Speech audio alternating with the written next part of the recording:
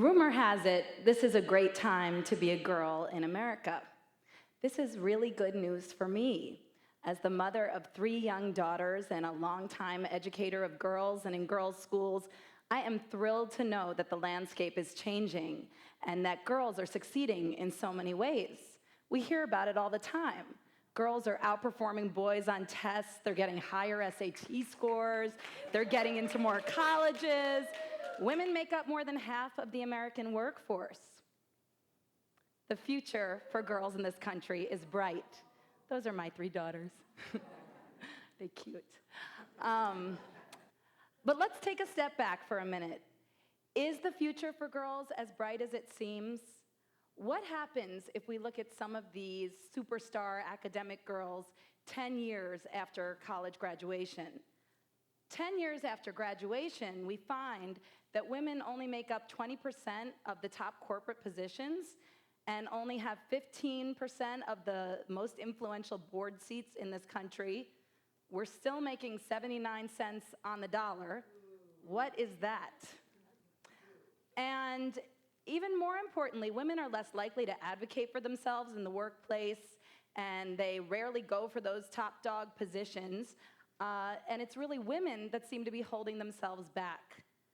So as community members and parents and teachers, we have to ask ourselves why. What's the disconnect between being a really good student and being really successful in life after school? I had a dream come true moment a few nights ago. I was at the orientation night for Young Women's College Prep Charter School, a school that I co-founded that's opening in the city of Rochester this fall. And we had the orientation night at the new building to show the students where their building was and meet the faculty. And I got the opportunity to come up and welcome them. And when I looked across the sea of faces, I saw so many girls that had been to our recruitment events and were now making up the 75 girls who will be our pioneer class. And they were sitting there with their moms and their foster moms and their aunts and their younger siblings. And I asked them, how many people in this room are going to college in 2018? And immediately, 75 hands shot up. Wow. That was amazing. But it also made me think about the promise that we've made to these girls and what it's going to take to get them there. And I was thinking about what they're going to need to be able to go to college and also to be able to succeed in college and beyond. I read an interesting article recently in the Harvard Business Journal. I don't usually read the Harvard Business Journal, but somebody gave me the article. And it was a study that they did on 10 leadership characteristics that really successful people have in the workplace. And the researchers looked at men and women. And what was so interesting, some of these characteristics were things like collaboration and team management and detail orientation. And what was so interesting is that the women outperformed the men in 9 out of 10 of the characteristics. But there was one area where the men clearly outshone the women, and it was considered by the researchers to be the most important. Men were perceived as having vision, as being visionary in their careers, and women were perceived as lacking vision. Is this true? Do women lack vision? And if they do, how can we teach it to girls? And why are girls not getting the message that they need to have vision in their lives?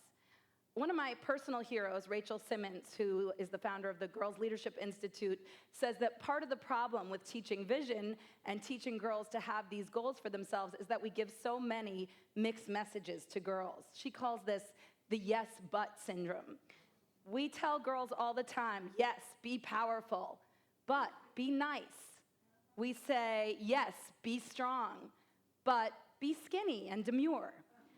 We say, yes, be smart, but don't be competitive and don't be arrogant. And if this creates a challenge for all girls, think about the extra challenge it creates for girls who are facing a lot of adversity in their lives. Think about urban minority girls, the girls in our cities, the girls here in this city, in Rochester. I got to know one girl recently, I'll call her Monique, who was at a recruitment event for our school, and she came up to me and brazenly told me, I want to be the first in my family to go to college. I want to go to your school. And I said, great. And a couple of weeks later, our principal went to Monique's house to give her mom the registration forms for the school. And she found out a little bit more about Monique's life and her family situation. She saw that Monique and her mom share a single mattress on the floor. There was no noticeable furniture in the house and no books that she could see. And when she gave her mom the registration forms, Monique's mother had trouble filling them out. She had trouble reading the questions.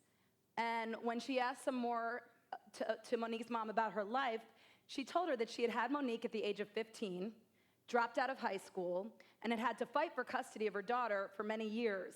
And during the time that Monique was out of her mom's care, unfortunately, she was severely sexually abused. So that's Monique. And unfortunately, neither she nor her mom are an anomaly in this city. We have 11% of the girls in the city of Rochester getting pregnant every year. That's 3% higher than the national average. That's more than 1 in every 10 girl in the city is getting pregnant. And that's a tragedy and a travesty. What is it gonna take for us to let Monique's dream come true of going to college? What do we have to do for her to make sure that she's able to not only do well on her report card and earn the literacy and mathematics that she needs to, but also to face some of the challenges that are in her life? It is so important that girls learn how to get A's on their academic report cards, but it's also hugely important that they learn how to get A's on life's report card. 3 of the A's that it's most important that we teach to girls are how to articulate for themselves, how to assert themselves and their feelings, and how to have ambition for themselves in their lives. How do we get an A in articulation? Most girls, particularly middle school girls, can't even tell themselves what they're feeling. We're always hearing that women are good at relationships and girls are good at relationships, but just because we have a lot of relationships, are we really good at them? Are we really emotionally intelligent? Girls are feeling frustrated. They have a lot of rage. They're angry about what's happening at home or what's happening with their friends, and they don't have the words to express it. I remember a particular student I taught in East Harlem by the name of Vanessa, and she didn't speak for the first month of 9th grade. I used to call her my surly girlie, because every time I would ask her to do something, she would just roll her eyes at me, or I would say, "Can you join us in the group work?" And she'd humph and cross her arms.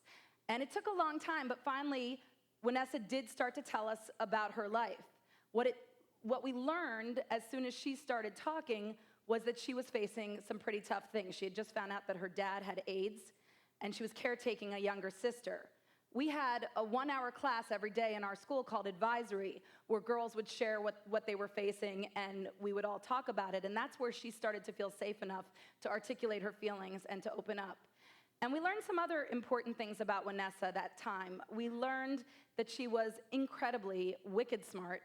We learned that she was hilariously funny, and that she was obsessed with the television show CSI. And once Vanessa was able to articulate her life story, she was really able to change it. Another part of articulation is not just saying what you're feeling bad about, but also being able to talk about yourself in a positive way. And this is something we really don't teach to girls.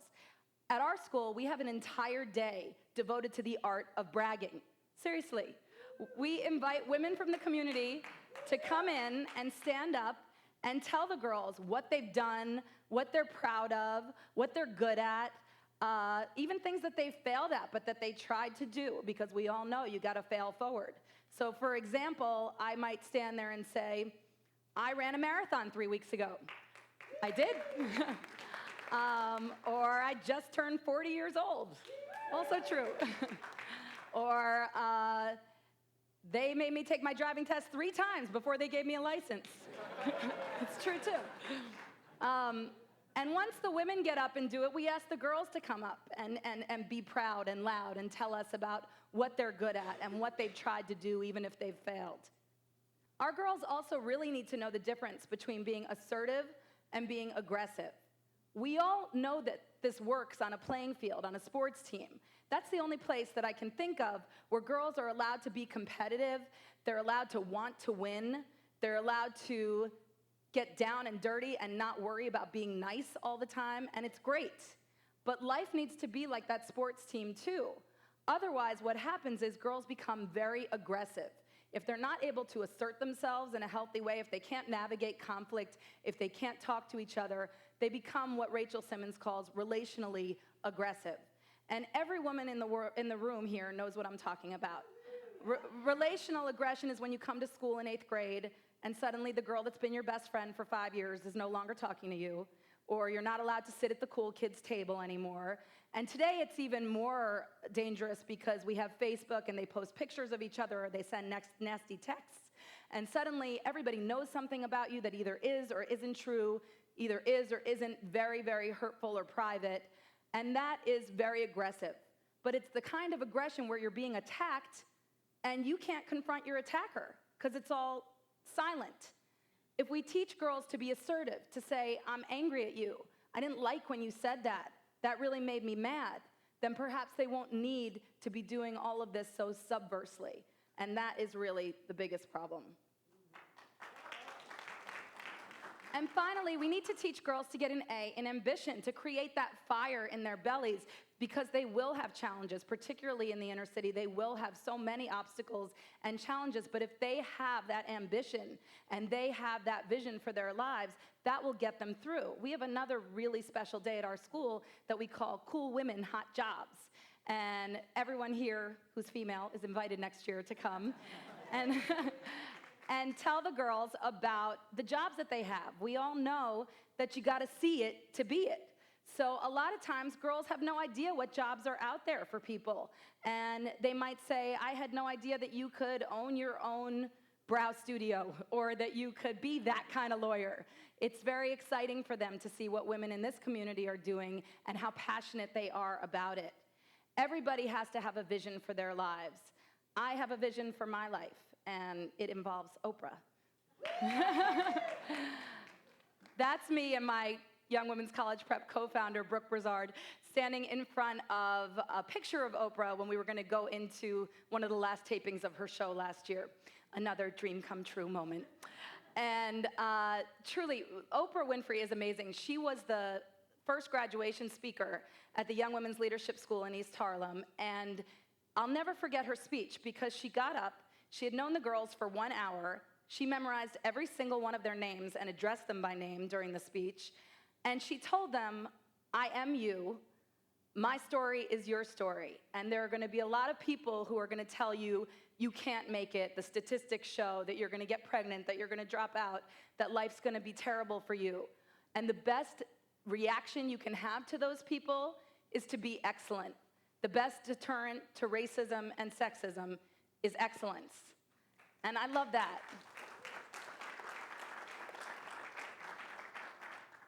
And our girls really, truly can be excellent, but we have to give them the tools to get there. So what is my vision for the girls in this community and in this country? I don't have all the answers, but when I ask myself the questions, I do have specific young women in mind. I think of my own daughter, Hannah, who at the age of 7 prefers Legos and Star Wars to Barbies and glitter. I think of Monique, who will be starting at YWCP this fall, and of Vanessa, who is now a graduate of Georgetown University and who is studying forensic science.